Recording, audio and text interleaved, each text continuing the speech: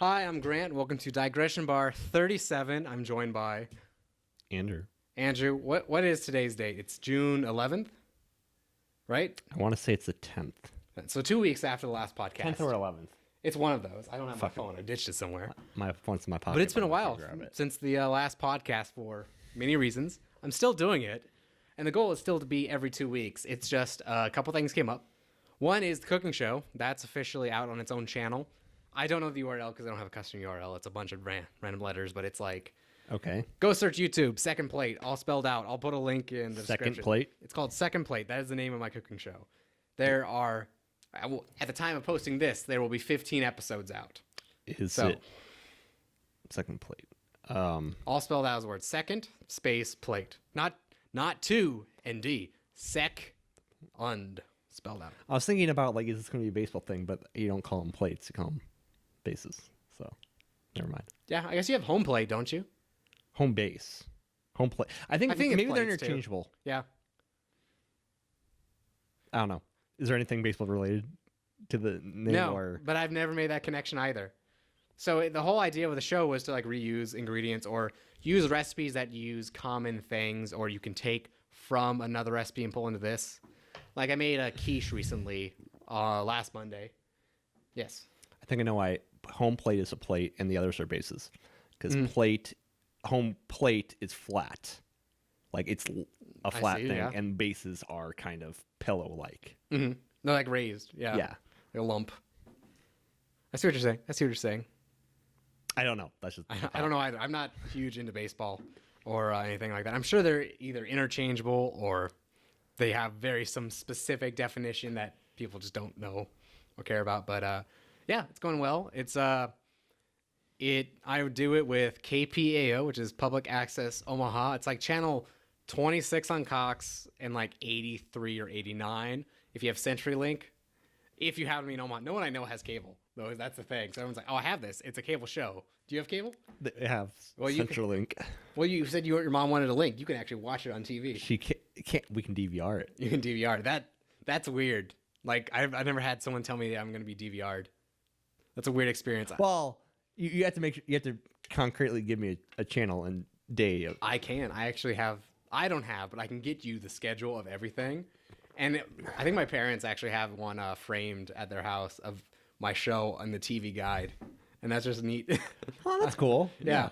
Not I don't assume not the official book. Well, right. But the Omaha World Herald one. I'm that's my show. It's that is neat. I don't get the paper or have cable, but that is kind of neat because I remember being a kid and looking at the back page on the living section where it had all the show times. Yeah. My dad gets the paper too. I doubt he has that paper though. Anymore, but because how long ago was that? Or was it just a? Well, I believe officially the new ones air every single Monday, and then it's Monday. I think it's basically every Monday through Thursday it airs, but the Monday's the premiere, I guess, and the rest there's whatever needs to be slotted in to help fill the time. Because I know I was speaking with the person who heads the studio, and they're trying to build basically a cooking show block, and I think that would be on Mondays. So I know they have after me, what's going to be coming up in the next quarter or something is they have a person who's doing an immigrant-based cooking show. So a bunch of ethnic dishes and stuff for people who have come to the U.S. and live in Omaha and stuff like that. And that would be on after mine. That way it's a similar set because it's still the same stuff, but it's dressed differently. So that they'll have the really specific homemade recipes, and I'll have whatever I decide to make that week. It varies a lot. Around Christmas and Thanksgiving, does it mean you're going to have a clip show? I could do a clip show. I did make a trailer that was just a clip show. But, well, on that note, what I want to do is I'm going to shoot for 25 episodes, and then I'm going to have it repeat so I can start doing episodes that are a little bit more out there.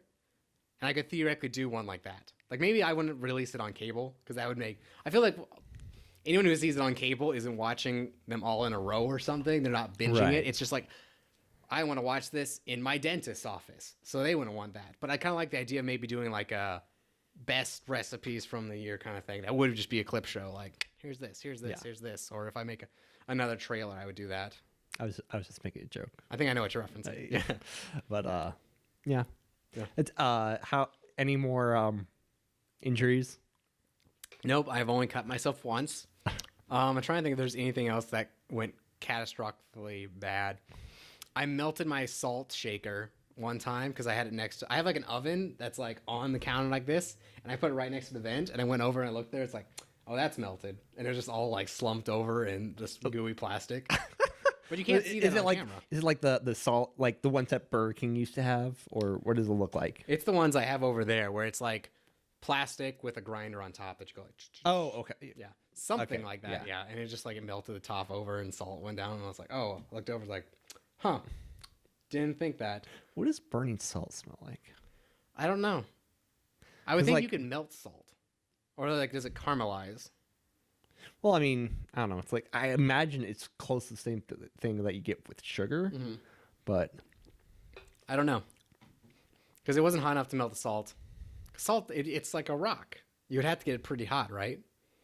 What do you think crystallized sugar is kind of like a rock? I don't think is salt the same as sugar? Well, no, they're not the like, same. They're not the same I know, compound. but like sugar's like a crystal that makes it rocky. But isn't salt like more of an actual mineral? Crystals can be like They're are minerals, solid things. Goddamn chemistry. But I was gonna say like it depends. Like they just form lattices. Like metal is well, what we think of as metallic are generally are in lattices where they have their electrons. Because it's weird because like salt is a metal and a non-metal. I did not know that. Because sodium's considered a metal and chloride is a non-metal, so that would be. You can tell it's been years since I went to college. But sugar. I mean, there are a lot of different sugars, but I think sugar generally incorporates a little bit of carbon, oxygen. I don't remember what else. I don't know either. All I know is I did not melt it. I melted the container, but not that. Generally, other than the time I cut myself, that oven is always the problem. Because I burnt myself because I had the rack that goes in the oven. I put it on top of the oven, and then I started my show, and I preheated the oven. And to reach for that, I'm like, we need to redo that because I totally just burnt my hand. But it wasn't bad. You were like, yeah. So what does the oven have to do with cutting yourself? Other than that, I'm saying the oven's the only thing that's like dangerous, I'd say, on set that I'm concerned about. I guess I have 2 to 3 other like hot plates I use, but those haven't been an issue in terms of like cutting myself. Although it is like the one of the most stressful things where I can cook something in my kitchen as many times as I want. Doesn't mean I know how it directly translates to like that kitchen. Like their oven is really new because it's like the not stovetop, but like it's like a giant microwave is what it looks like. And it doesn't have like the raw power of like an oven in your kitchen where it's like gets to like 400 degrees and just stays there. So you're trying to say it's like a easy bake oven on steroids? It's very reactive. So if I said it's like 450, it's like boom, 450. And I'm not like used to that. Okay. Same with all the other pans where I'm like, this is heating up way more. Just because it's so small, and it takes less energy to heat the air because there's less air to heat up. It's also just new, and my oven's like shitty. I mean that's true. Like for example, like all my pans don't fit my stovetop. Also, you have to because it's a conventional oven, right? Yes. So it has the coils. Another thing to keep in mind is that the closer you are to the coils, the more efficient that coil is at heating up whatever you're cooking. So in a larger oven, you have different clearances between the coil and whatever you're cooking. In a small oven, I'm sure it's like that. Yeah. And that means it takes very little energy to have the same effect. It's the same issue I have with like I'm going to say this is right, an induction pan, and that thing heats up so fast. But it's like if you go to a stovetop, you have like 1 through 10 because you like can't really like measure the system. You just say how much power you're kind of putting through it, and how much energy gets into the pan really depends on your room because it's not closed like an oven is. Right. But all the settings on that pan are like, do you want 700 degrees? And I'm like, I don't know. But that's how I have to set it. 700 is low for that pan. But it's also, again, this is just 700. I don't know For if it's what degrees. are you making? I don't know if it's degrees. I think it's power. if it's Celsius, so it's not temperature. I think it's power. Okay. So it's like in watts. I think. But like I have no way to translate from my stovetop to this other than I set it on the lowest setting and it's just like boom, instantly hot. It's an amazing pan, but I'm not used to it. Is it voltage or amps?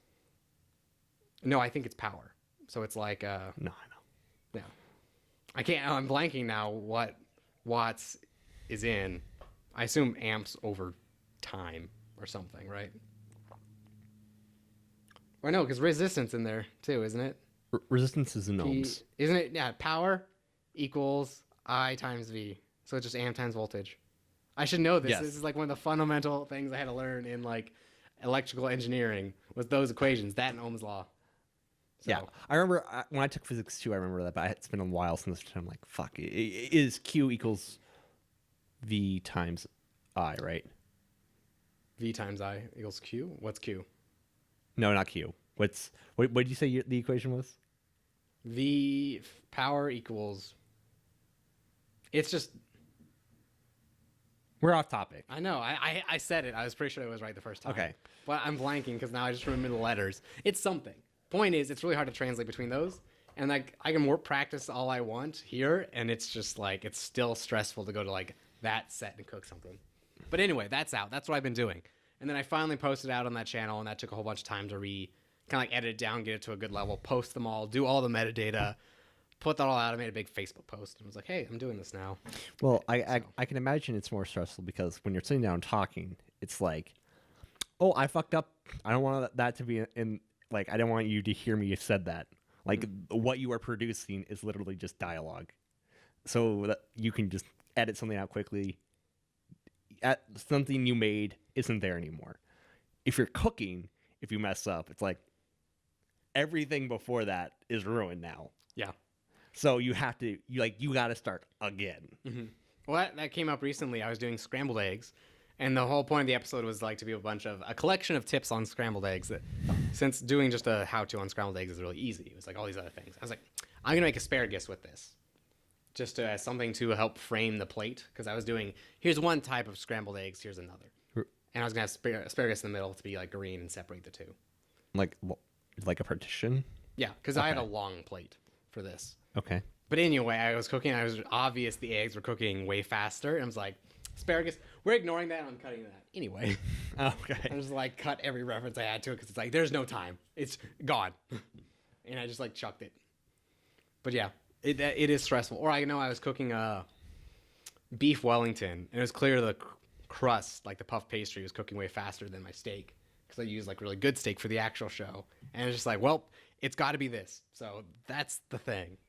Tasted amazing, but didn't look as good as I wanted on camera, which is unfortunate. You mean the one where the bread cooked faster? Yeah. So was the meat just very rare? Yes.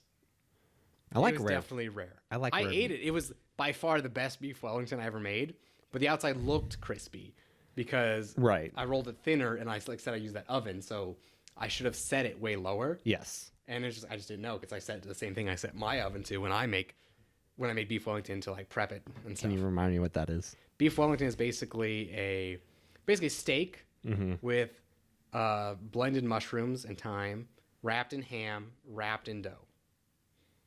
That sounds cool. Yes, I had never heard of it. I was looking at beef stroganoff, and it was like on the thumbnail next to it. I'm like, that looks cool. I want to make that, and so I made it. And apparently, everyone else has heard of this thing and has had it several times, but I hadn't. I assume it's like an English dish, and it's like an old dish, where it's like got a ton of butter in it, and it's really good. I'll make it sometime if you want. It's not that hard unless you make the full one. It's like a Christmas dinner type meal. William went to the UK and got back a couple weeks ago, or week and a half ago. He was supposed to be on here. This was going to be his introduction, and now I got his introduction, but he has some stories about food in the UK and stuff that, like, I'm sure because next time, theoretically, Alex and he will be on, but Alex won't be able to add to the whole British discussion, really. Like, more than I or you could. Yeah, we can do more. I need to get doing these every 2 weeks. But he was clamoring to be on this podcast. He was clamoring for it, and I said, today is the day. And you're like, yes, that will work. And then he ditched on me at the last second. I'd like to start like backfilling it a little bit more, so I'm not as stressed about doing this, because it is a whole thing to like set up this set. I don't even know if I would call this a set. It just basically like set up my set up, set up the setup. Just your setup. Yes. Basically, it's just like throw everything in my apartment over there so it's off camera, and then put all the cameras and the lights in. But I want to do like a season 2 of the podcast where I bring in like ideally more people.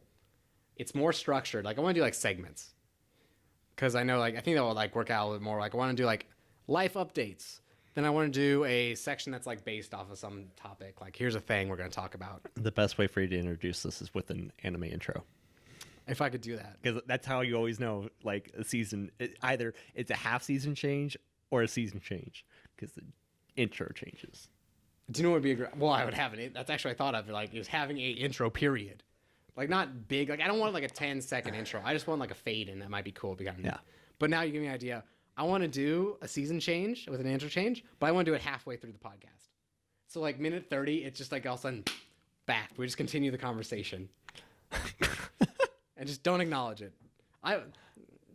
There's a lot of ideas I wanted to do, but I just been too lazy. Like there's an idea I don't think we'll ever do now that I really wanted to do, was just we just have a very a topic that's really easy where only one person's talking at a time, and every time we cut cameras, we change shirts. Clothing? Yeah. And I just thought that would be so fun. Just like don't acknowledge it, but if like you're anyone who's like watching it, you're like, what? Just don't acknowledge it. He's like, I think it'd be fun. So I don't know. I'd like to do more stuff like that, but it's hard to plan the logistics of that. So, but it'd be fun to do. I feel like halfway cut. I think it would be better if you do it where it's like you change who's wearing what shirt, but you also have shirts that no one was wearing. And all of a sudden, someone's wearing a shirt that wasn't there at all, and then you're like, "Wait, yeah." I don't know. There's a lot. I like the idea of those visual gags. Like there was one I was gonna do where I was gonna go and find that honey badger shirt, and I was gonna try to wear your exact same outfit without telling you. But I just never got around to it. I thought it'd be really funny. He was like, "Oh, we wear the same outfit," and then again, just don't acknowledge it.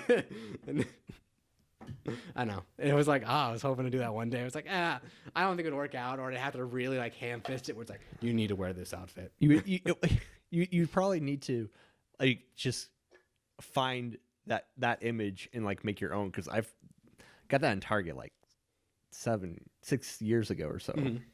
It's an older shirt. Yeah. Well, I could find something. Yeah. I could find something, but that was the idea. Is like a shirt, because you wore that a lot.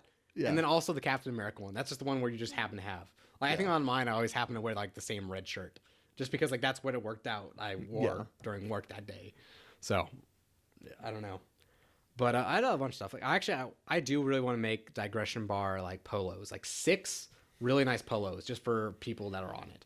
So just like, here's one really nice one for me, one for you, Jamie, Ellie, Will can have one if he wants. And it's just like, like this is specifically just for you. But it's just like a neat thing to remember, because like if you could just make a really nice looking polo, and that's just it. And it's got like a story behind it. It's like, what is that? It's like, it's a podcast that was on one time. But I don't know. I don't know the logistics of doing specifically that or getting one decent polo. But it was something I know I'd love to look into, just because it'd be cool. I like the idea of having like stories behind shirts and stuff. But I should have Jamie knit us clothing. I don't think Jamie's a big knitter. I don't think she would do that. No, she likes cross knitting. What is that? Is that what it's called? Cross stitch. It's cross stitch. Yeah. Although on that thought, I actually thought one idea for just as I don't want to say a hobby, but something to do and maybe make a video for, would be to try and make my own shirt, like from scratch. Be like, I'm gonna buy a bolt of cloth, and like I am going to sew a t-shirt. Yarn. I guess that would be more from scratch if making it, but I would just get cloth and like do like the basic t-shirt cut, and then that would just be a thing like, what's the shitty t-shirt? It's like, I made that entirely by myself. For the most part. Yeah, it just seems like it'd be a kind of neat thing. I don't know what I would put on it. It would probably just be like a blue shirt, but it'd be like, let me practice some sewing skills and just entirely from scratch. Not entirely, but you should make, instead of that, you should make it like Joseph's Technicolor Dreamcoat, except a shirt, which is like a bunch of different color cloths in like different directions, like basically like a weird quilt, except it's a shirt. I can see that. You could get. What if I got like a really long strip of cloth that's just like this wide, and I just wrap it and sew it and make that into a shirt? So it's just like I got a pattern. I don't know how you do that sleeves. Somehow, Yeah, you'd have to go up and around like that. Yeah, and then you have to kind of come back through. It just seems Yeah. like a weird project that'd be kind of neat. And then it's like I would just wear it around my house. I wouldn't wear it out. But it's a story. I like the idea of there being a story behind that, because it's just like, oh, that's neat. Like, oh, here's the video of when I made this. And it's just like a neat, interesting conversation piece. So I like that. It's like why I like that digression bar thing. It's like, is it the most amazing piece of art? No, but it's neat. It's got a story behind why that's there. Yeah. Yeah, so yeah. It's quaint. It's quaint. I don't know if you saw this, that blue pot. Jamie found that at Goodwill. It says Grant Scotch Whiskey. And it was like $5 or something. I'm like, yes, buy that. Absolutely buy that. It's so custom. Damn. It's got use it? No, it's got paint peeling on the inside. So I can't. Not that I think I would drink out of it anyway. I don't know what I would put in it. I don't think you'd put whiskey in it. Like having just a pitcher of whiskey you can't seal. That sounds disgusting. But You could probably figure out a lid for that. mm-hmm. But it's just another neat thing. That's just like, yes, of course that. I want that. So It's cosmetic. yeah, I'm trying to think whatever else. Oh, all the way back to like why I didn't do the podcast. Also, as part of the cooking show, I moved from my previous video editor, which I was using Lightworks, which I still recommend. It's a great editor, to Premiere, which I was able to get at a heavy discount because Jamie is a school teacher. So it's like a flat 60% off the price, which is substantial. Because otherwise it's like a lot of money. Or I'd have to go down to the studio where I can use it for free because they have like a lifetime license. But then I have to drive all the way down there, and I don't want that. It's like 30 minutes. 20 maybe. Where is it? It's like 60th and F. But the problem is I go after work, so it's always rush hour when I go. Yeah. And that's the main thing that like kills it. Plus I have to come here first to get my food that I'm going to cook. Because I can't just like leave frozen things in my car for 8 hours. Like that would not turn out well for like chicken. Nope. That sounds like a good way to get a lot of salmonella. Yeah. But that's, I guess, basically why this hasn't been happening is that getting the cooking show ready, getting it going, trying to relearn how to edit in Premiere. But now we're finally back, and I'm hopefully going to do other stuff and do this. So, Andrew, what's up with you? What's up with me? You're graduating soon, right? I'm believe I'll be graduating next semester, depending on some other life changes, like internship that I am actively working on. Do you need to have an internship for your degree? Like I don't need to, but depending, they really want you to, right? And it's money, and it's essentially starting networking. So after you graduate, or I don't know, like isn't technically what Walker's doing internships, or is he a full-fledged job now? I assume it's a full-fledged job. I don't actually know. Because originally the first few ones I think were internships, but he had already graduated. So like it's weird now because like now almost all these internships are now paid. It's great, and I understand why. It's because like if you're going to be working on certain things, then it's I don't know. Well, good luck. Yeah, it's kind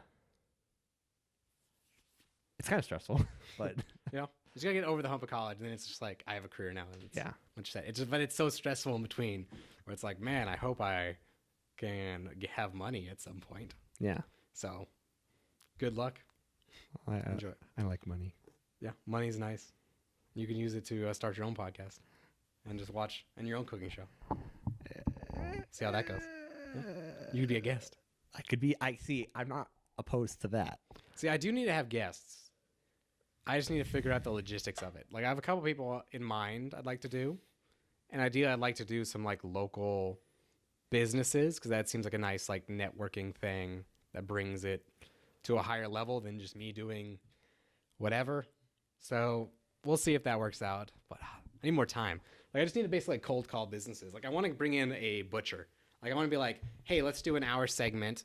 I'm going to buy, like, I don't know, a quarter of a cow or a pig. And let's just pick a part of it, cut it, cook it, prep it, do a whole thing with it. And just go through like with a butcher and talk about like every little detail you can come up with. That's one I would really like to do. Plus I need to find a good butcher for ingredients in the show anyway. Because I always have very specific cuts. So Like for like the beef Wellington, like I do it with like these little like tenderloin puck things. I just get it like Baker's. But if you're gonna do like full on beef Wellington, you have to get like this giant log of a tenderloin from like the cow, and it's like I don't know where I would buy that, honestly. I assume I could go to like a really good local butcher, but I don't have one in mind yet. If you do the thing where you have where you order a large chunk of a cow and whatever, you should have it be like a mini series of sorts, in it where it's like, okay, we're using this meat for this dish, and we're going to use this meat for this next dish, and like you just chain different dishes involving the different meats. Yeah, that's actually one thing I kind of wanted to do even when I started the show was one of the original premises was because since all the recipes were supposed to go together was that I would just go on the first episode be like I go shopping for stuff. Like, and this would just be like, this is what I did. But it'd be I'd shop for 7 days worth of recipes, and then the next run of the 7 shows would be using those same ingredients throughout everything. But I like the idea of that being like we got to cover cow, and it's like a through line where it's like, hey, we're using more of the cow, whatever. But it also it's like it's mainly driven by my own interests, and that's why it's like I like the idea of just being like a really good cost, get a bunch of cow, do a whole bunch of different stuff with it instead of like every week being like I need to go buy more stuff, or I need to go buy this. So I cooked a 8-pound pork shoulder 2 weekends ago. That was neat. Also known as a pork butt. Fun fact. That's why? Apparently, and I looked this up, it's not because it's the butt of the pig, because the butt of the pig, I believe, is ham. But the shoulder is also called a pork butt because it was stored in barrels, of which the size was called a butt. And it was like, or something like that. It got traced all the way back down to like a single company who had butt in the name. But it was like Butte. And that's why they're called pork butts, even though it's like the shoulder of the pig. Is it BUTT or BUTTE? I don't know, actually. I think it's BUTT because people assume it's butt, but it's not the actual butt. Okay. I think. I don't know a lot about meat, but this is something like an actual butcher could answer. They like, this is where it is in the pig. This is why we use this. This is how you use everything. Here's how you pull the bones out and stuff. I don't know. It took 6 hours to cook that thing as well. I still have pork, but it was cool. I want to do more like big roasts like that. So, but yeah, I don't want to talk too much about the cooking show because I'm sure I'll have plenty to say. But I want to do more stuff like that. I don't know. Cooking's relevant. Yeah.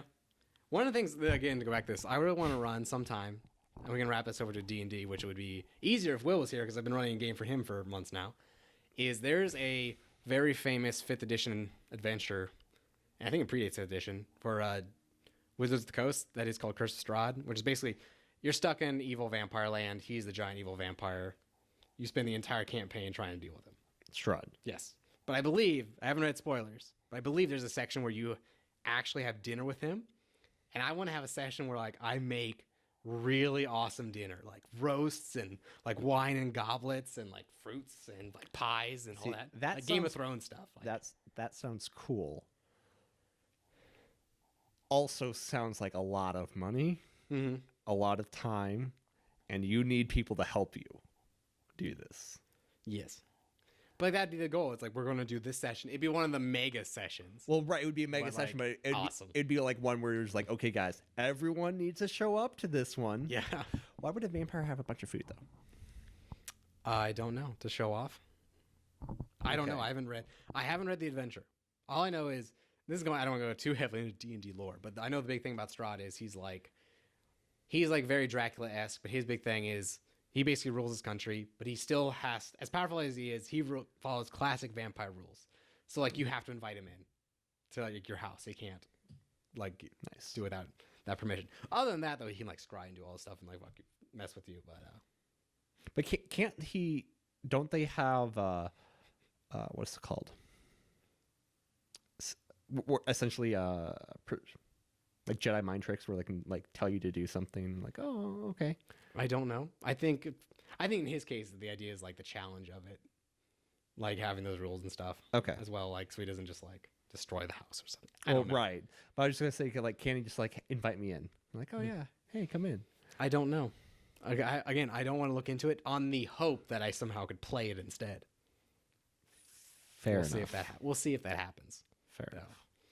But that's one thing I would love to try eventually, and just make like a bunch of really fancy stuff. Like I want to do like I don't know, like a gravy boat casserole, and like really nice like meat pies, and like breads and cheeses, and just wine and beers and stuff, all in the classic like goblets. That sounds really cool. I'm just gonna say this now because we're on this topic of food, and I know William had this thing. He says in the UK he was very disappointed that like he thought like, oh, he was gonna go have all these like authentic like British like dishes and stuff, and when he ate he ate them, it's just like the food is just so bland over there. Like they don't have spices in anything, and it's like all like the same pieces of food, and he's like he's like the best place he had food there was a restaurant, I think it's only in the UK, but it's American style fast food. Well, I think American style fast food, like as a caricature, would be really interesting because it'd be so over the top, like American. Yeah, You know, like he said he had a milkshake that garnish was like a slice of cheesecake. Like a full slice of cheesecake was the garnish for this giant shake. Goddamn. See, we I need was to have him very on so jealous he can about talk, that, yeah. but We need to have him on so he can talk about his food and he can rant. yeah. But all right, we can move on to some of our other topics. So I'm sorry. The reason why I was bringing that up is like, oh yeah, you could have all this food, but if you were going to like make it authentically, like, you know, medieval time, like banquet would be like yeah, it's a lot of food, but like, how well is it actually seasoned? I wonder. I don't know. And I'll tell you what, it's gonna be a ton of butter, is what it's going to be, pretty much. Yeah. Because that's like every dish. It's butter and sugar, and that's like every homemade recipe is what I'm finding. Like there's a banana bread recipe I usually follow, and every time I pour in, it's like 2.5 cups of sugar. I'm like, this is why everyone likes this recipe, is because it's just 2.5 cups of sugar, and it's just like, and then a ton of butter. Same with like the beef Wellington. You make puff pastry, which is basically just butter and flour. You basically make dough with melted butter and flour, and then you just fold it into regular dough. So you get like a butter layer, a dough layer, a butter layer, a dough layer, and that's what makes it really unique. But it's just like a ton of butter, and then you like cook the steak in butter. And I want to know how they make their bread at the Kolache factory back there. Mm-hmm. Because that bread's great. It's really good. That's one of the ones I actually wanted to have on, but I didn't know if they would know enough about their own product, if that makes sense.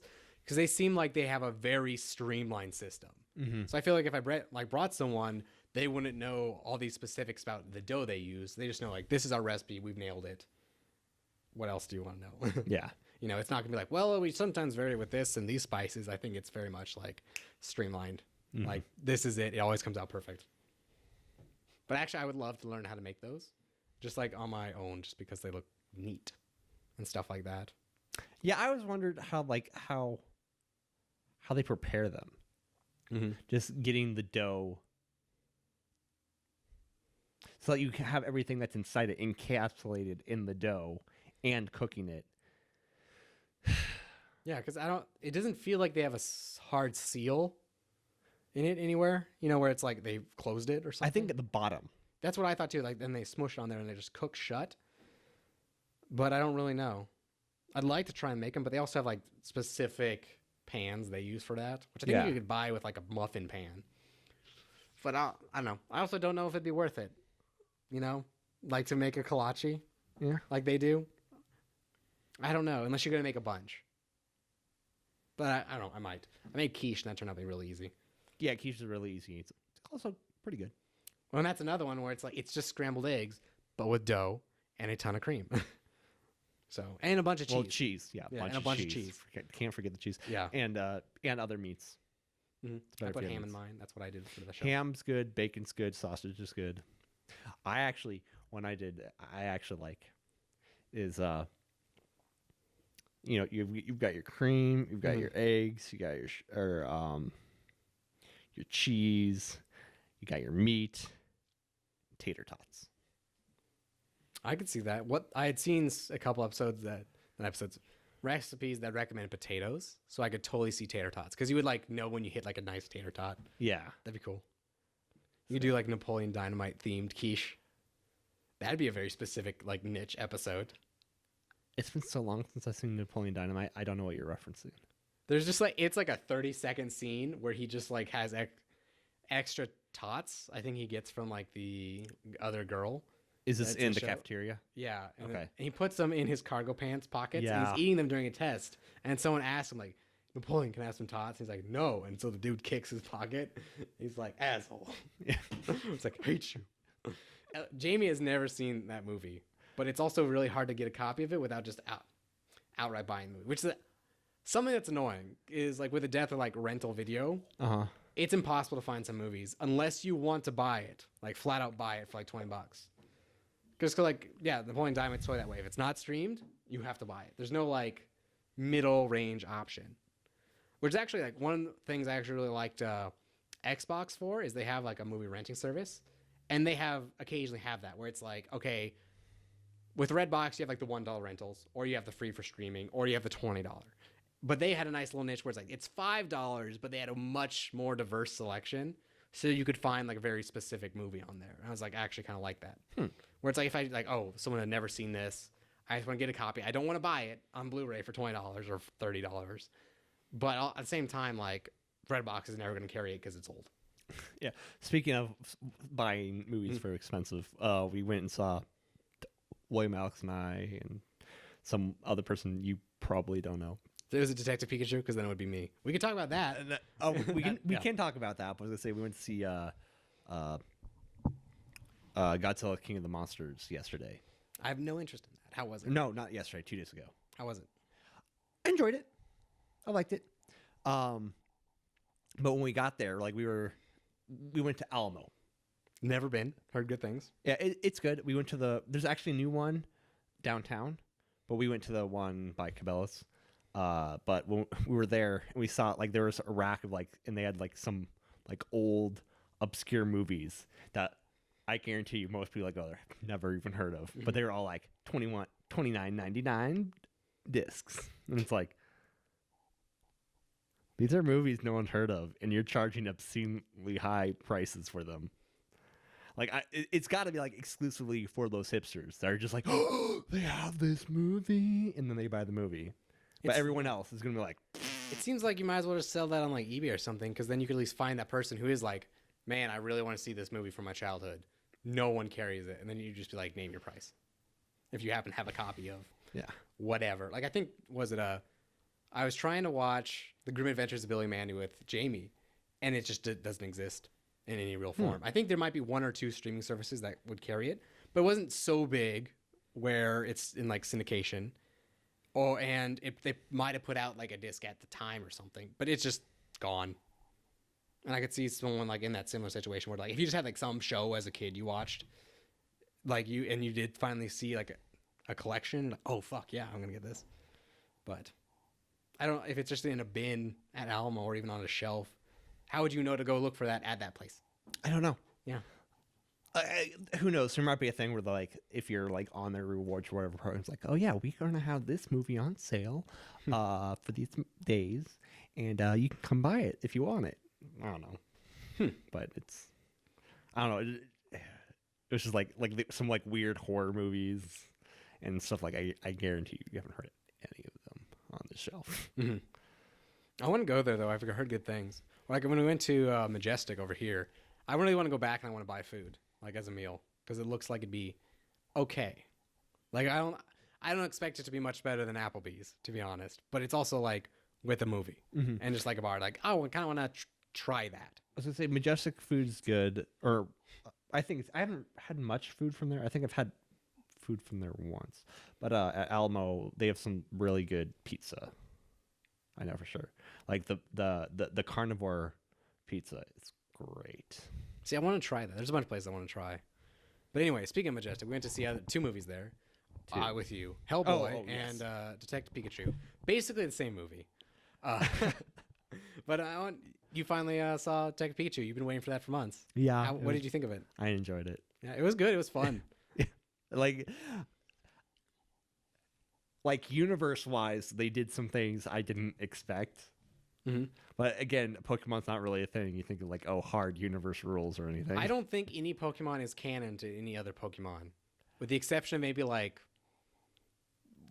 games that have a 1 and a 2. No, I'm pretty sure at least in the games they are canon to each other, because especially because like they have reoccurring characters. But it's like paired, you know, like for example, is Pokemon Red canon to Pokemon Y? I would assume probably not, or well, no, loosely? no. I'm saying like because there have been characters, or there's been like stuff between Black and White to X and Y to Sun and Moon, or also somewhere in there, I forgot where, the Alpha Sapphire and Omega Ruby. Those like there are characters like there's a like loose like plot and like certain like character things, not like the main part of it, but there are different side kind of quests, I guess you could say, that are arcing. So I would say yes, they are supposed to be tied together. I don't know if it's very loose. Like Pokemon is not a series. I don't know if that's called, not an entity I expect heavy canon from. Like if they came up and they just said like something crazy, I'm like, yeah, that's fine. I would have no expectation that this blows the universe wide open. Like if they said people are Pokemon and they're just another kind of Pokemon, I'd be like, yeah, sure. I think that that's kind of supposed to be like heavily, almost explicitly said.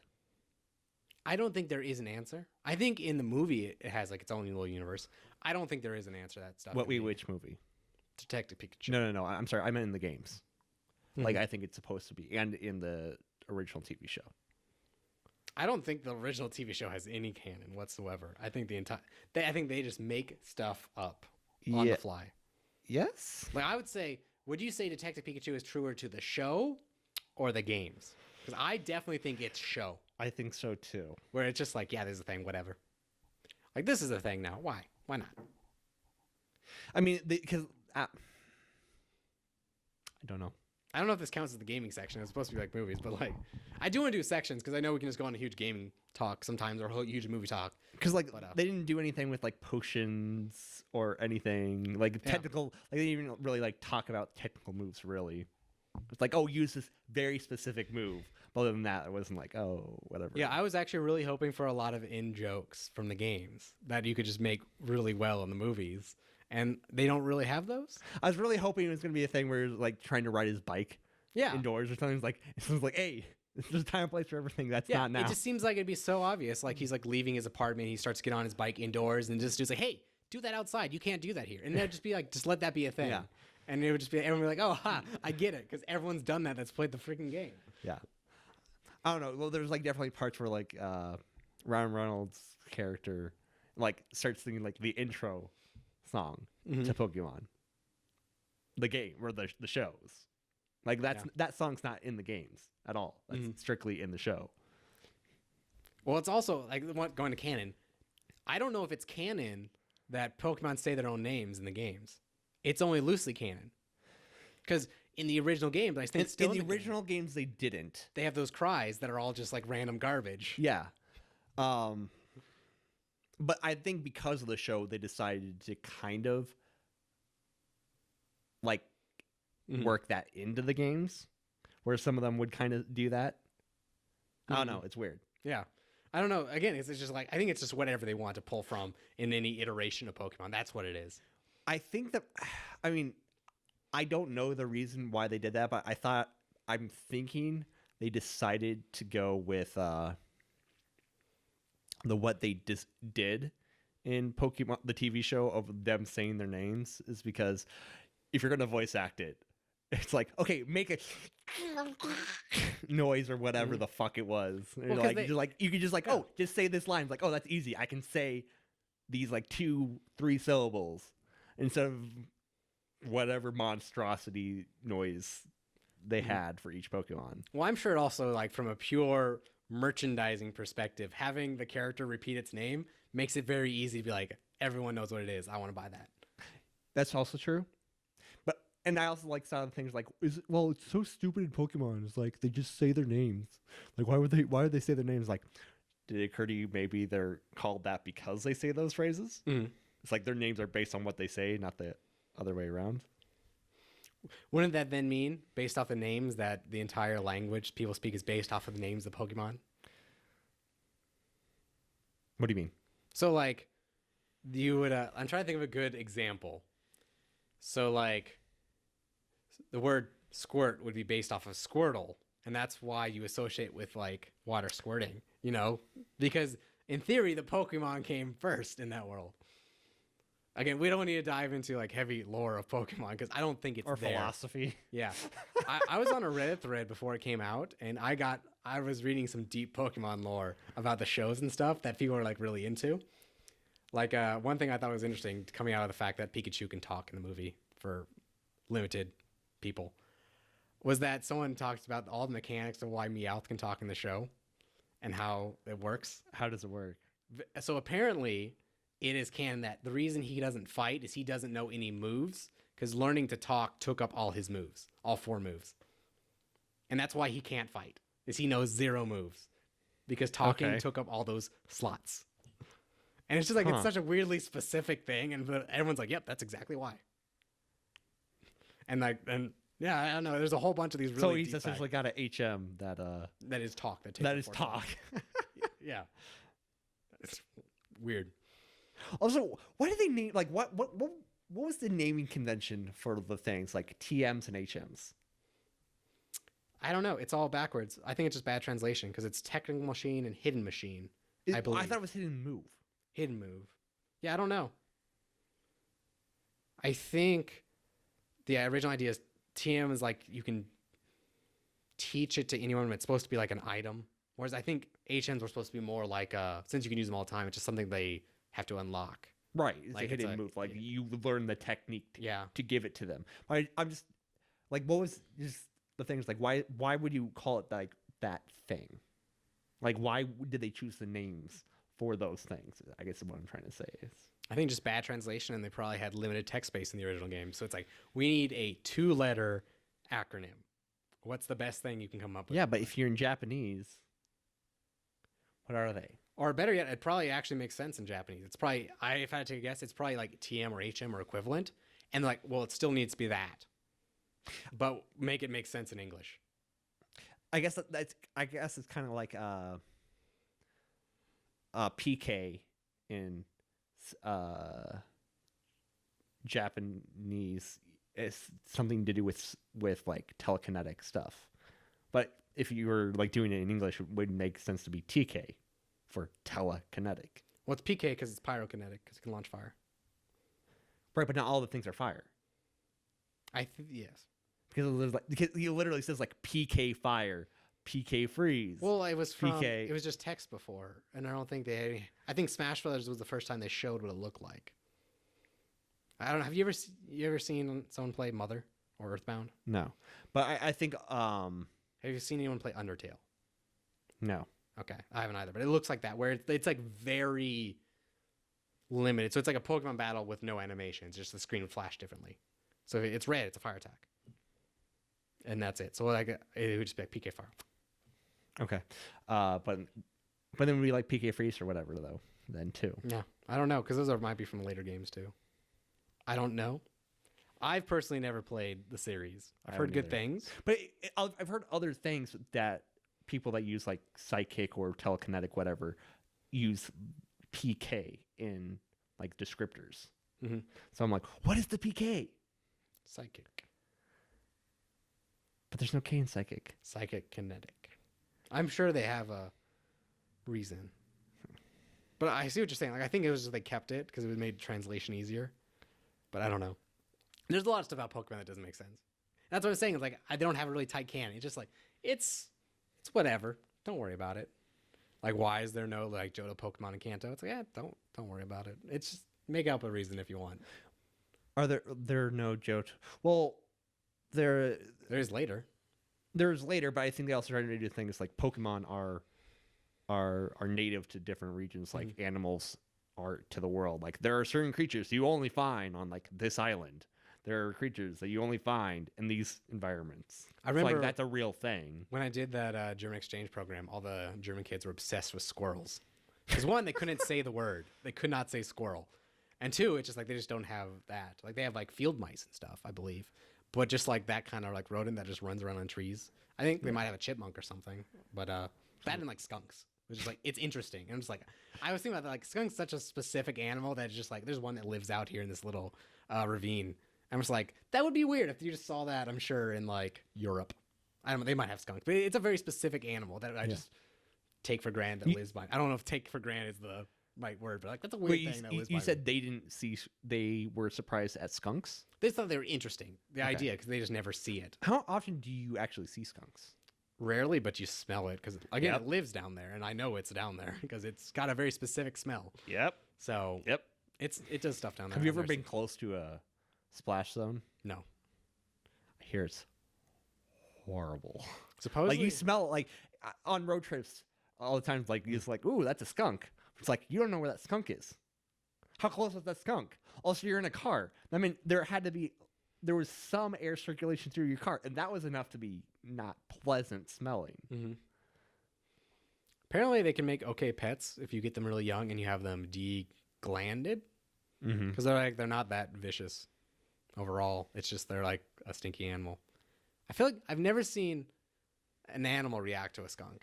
You know, like that must happen. No, yeah, like a deer gets sprayed or something. They must freak out. I've seen videos of critters getting freaked the fuck out by them. I guess another one that's freaky. You know that lizard? I forgot what it looks kind of like an iguana, except it shoots blood out of its eyes.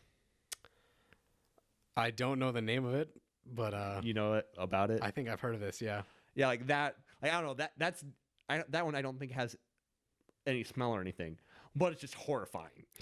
That it just like and just blood squirts. It's gotta be like basically their tear ducts, right? That comes out.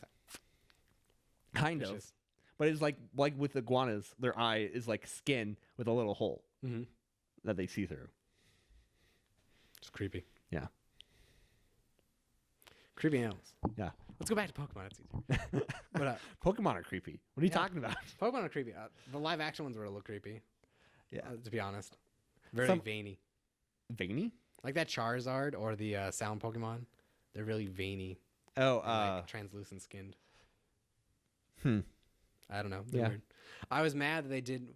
I don't. We can spoil anything really with it. It's been out for a while, and I'd say maybe not the final one, the big thing at the end. Yeah. But I was mad, and I don't think it's a problem when Pikachu fights Mewtwo. Yeah. I was mad that they did not go for a Super Smash theme song. It seems like that would have been huge, like a great surprise. It totally makes sense. You can play Pikachu versus Mewtwo, and it would be like recognizable. And like if you're a full-on Pokemon movie and you can like have the song itself play, I feel like you can go that extra mile to get that. And yeah, it'd be awesome. I feel like the only thing is that they did that, there would be the expectation you would find other Smash or things, and there's not. I don't know. Do you know the new Super Smash character they're adding? Do you see that they announced that? I saw there was an announcement. I don't know. It's Banjo and Kazooie from. Oh, I saw that. I think there's another one. I think they announced another one is coming, right? I don't know if they announced. Well, I guess they probably have another one today or something. Yeah, but like I did see Banjo Kazooie. I actually never played Banjo Kazooie, so I have no idea what the. Me neither. It's just I've played Conker's Bad Fur Day, which is like the same thing but inappropriate. It's made by the same company, but I'm familiar. It seems like it'd be like playing Spyro or something, which also you haven't played. So, I played Game Boy Advance Spyro games. Those aren't as good though. Spyro 1, great PS1 game. I believe it. You gonna get a Final Fantasy 7 when it comes out? The new version? I would remake? I would like to. I hope it's good. I think they're doing really good so far at keeping it to its source material and not advent childering it up a little bit. I think there's a big change that happens after Advent Children, which is the movie, basically based off that. Yeah. It's a very interesting movie. You mean Cloud's character? No, just all of them. Like, I feel like they're really... I don't know. I felt like all the other characters are more or less... I feel like Barrett was less Mr. T-y. Yeah. And they really upped his Mr. T for this one. I haven't actually watched any trailers. I should watch the new one. Like he's not like I guess he's more at least what I've seen, he's Mr. T in like stature and tone, but he's more serious, if that makes sense. Where it's like Mr. T is kind of like outrageous, kind of like Terry Crews. Less that, more like we're gonna do this. I'm excited to play. I think it'd be really interesting. But I guess the other thing I'm thinking of is like they're really embracing some of the silliness of the game, which I think is going to be a little bit turned up when it's live action. Like I sent you that screenshot of the squat house. I don't know what it's called. And then when Cloud's getting the costume and he's got to get the wig. Is that legit? I think that's. I think they tweeted just that picture. I want to say that. I thought that was a joke. No, I think that was legitimately in the game. That one shot. Because I know it's official that they announced that section is in the game. I hope every section's in the game. Like it might not play the same way, but I hope every section's in the game. Yeah. So that's it's gonna be interesting. But God, what was I gonna say about that? But no, like Advent Children, I think they downplay the silliness. Like if you look like Cade 6, I almost said Cade 6 again. Cade Sith is in Advent Children, but I can tell the director was like, yes, he gets one shot and he's way back there. Well, no, he's like in the whole, like he's like zoomed in on one. Yeah, but he has like no lines. No. Yeah, and it's like they can tell it's like, yes, he needs to show up, but we're not animating the cat that drives the giant like mech costume. Well, it's not giant. A Moogle. Well, it's like a big for a Moogle. Well, yeah. The fortune-telling machine. Yeah. Well, I mean, I think it's supposed to be like this tall. So it's like not giant, even though Moogles are supposed to be this tall. Like it's big for a Moogle, but again, in Final Fantasy VII, Moogles are imaginary. Like they're fictional in 7. Are they entirely fictional, or are they like fictional like a unicorn? You know, like someone didn't just like in 2012 come up with the idea of a unicorn. But in 7, is it that where it's just like a Hello Kitty, or is it like a theoretical creature that we now know doesn't exist? I don't know. I don't know if there's anywhere in the games where they tell you that. They just know that Moogles are like they just stuffed Moogles places or statues of Moogles, but there are no Moogles, so I don't know. Or maybe Moogles existed and have since died out. Do you know what just blew my mind? I'm really surprised there's not a Moogle option for Nier Automata for your pod. That seems like that's exactly what they would do. I know it doesn't fit the series of Nier, but it's still Square. Right? That just seems like you would totally do it, because that's what Final Fantasy like 13-2 has. Yeah, well, in Final Fantasy, or in Nier, they have the engine blade. Is that what that's from? What? In Nier? Oh no, you're talking Automata. Yeah. Okay, I was thinking you're saying like in the original Nier. No, I'm sorry. No, like, wow, Automata. I did not know this. No, but in Automata they have the engine blade. Yeah. From 15. So I don't know. I guess it seemed like that'd be a perfect fit. This is going super like specific, referencing why doesn't Square have more crossovers between their games? But I forgot what we were talking about before that. Pokemon. No, Final Fantasy VII. Well, that's what I'm thinking. Okay. I'm curious. I want to see it. I still need to play Kingdom Hearts too. My thing is like, I guess how much content is going to be and how drawn out is it going to be? Like if they're solid discs, quote unquote, but that's only like 20 hours each one, and then it's like a year and a half between them. It's like, yeah, that's a lot. Just call me when it's done. Yeah. I think the main thing they'll probably cut out is the world map. Like I think it will probably still exist, but I think it's going to be a lot more like traveling to a specific spot and not just go run around wherever you want, like it is in the actual game. So you're saying it's going to be more linearized? I don't know if that's it. Like, or just be like you can fast travel, but it's not like you're just explore. You can't just like walk anywhere. It's like, okay, you are going here. Or, okay, you're done here. We're going to go here. Oh, I want to go back to that other place. So we go back there, but it's not like you unlock areas. Yeah, I think that's going to be more likely. Unlock mobility. Yeah, well, I think it'd be hard to do the scale. Because it would be more like 15, where you physically walk there and you don't go zoom out and you're like a giant sprite on the map. Yeah, but the airship's a big deal in 7.